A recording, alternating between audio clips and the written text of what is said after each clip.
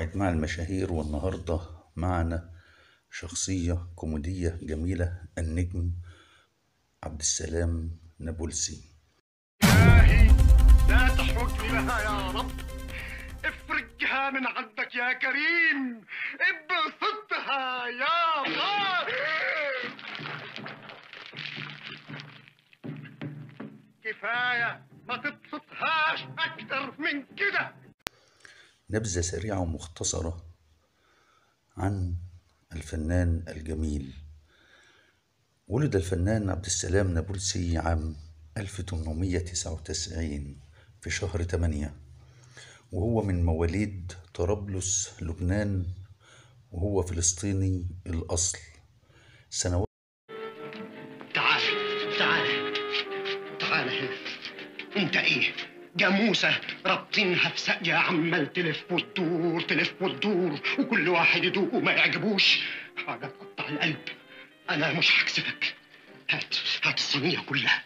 النشاط من عام 1929 حتى عام 1968. صاحب الدم الخفيف، والذي قام بدور السنيد أو الممثل الثاني مع بطل الفيلم. لقب بحسب الله السينما المصرية. اتفضل يا فندم. كام يا اسطى؟ 30 قرش، وما اقبلش بقشيش.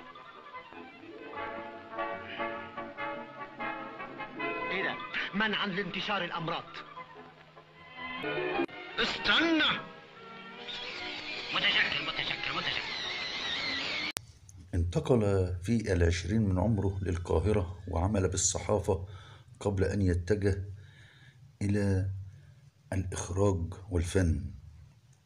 شارك نجوم كبار مثل الفنان إسماعيل ياسين وعبد الحليم حافظ ومحمد فوزي وفريد الأطرش. طشت يا ابو الجنة. وشك عصبي. قرب، نزل ايديك وراسك لفوق. سنح تنح. ميه. ابلع ميه. قدم أكثر من 150 عملا فنيا، ولم يتزوج طيلة حياته إلا على قبر. تزوج عام 1963 لحد عام 1968 من جورجينا سابات. وبعد أن عمل بالفن فترة كبيرة بالقاهرة، عاد إلى لبنان عام 1962 وأدار شركة الفنانون المتحدون للأفلام. انت متكلين يا عسكري؟ متكلم يعني ايه؟ هو انا بتكلم عبري؟ يعني متدهب، يعني متريح، يعني متهبب على عينك. انا متعود على كده. هنا مفيش حفلطة، مفيش حنتفة، هنا فيه خشونة. مفهوم؟ ثم أفلس في آخر حياته جراء إفلاس بنك انطرة بمدينة بيروت.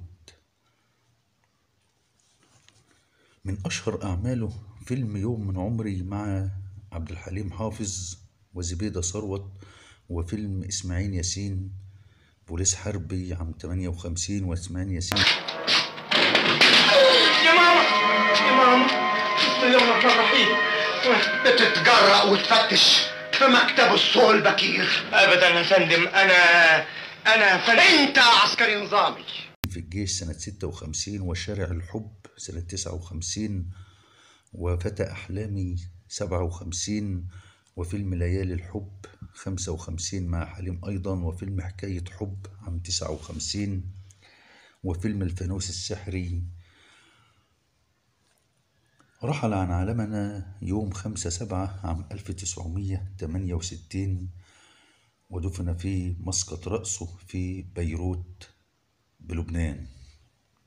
رحم الله الفنان عبد السلام نابلسي.